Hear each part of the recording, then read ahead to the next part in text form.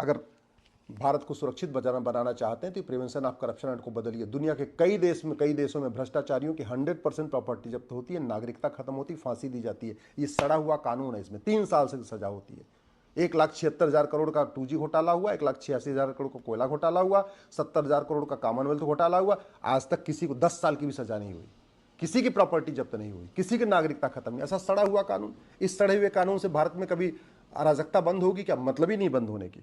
अगर भारत को सुरक्षित बनाना चाहते हैं तो ये सड़ा हुआ नेशनल सिक्योरिटी एक्ट है, इसमें राष्ट्र की सुरक्षा के लिए क्या क्या खतरा है उसको जरा लिखिए।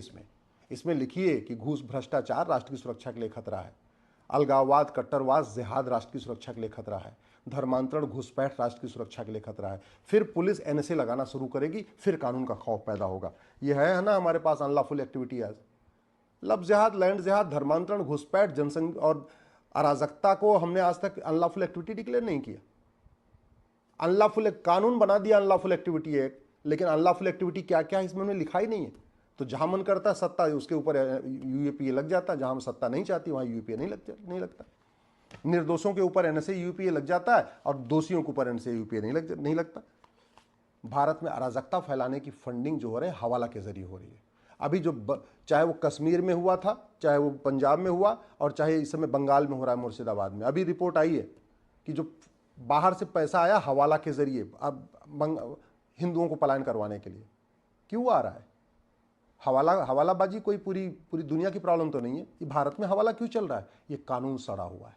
और वैसे भी हवाला का सीधा सीधा संबंध नोट से होता है। जितनी बड़ी नोट होती है उतना ज्यादा हवाला होता है।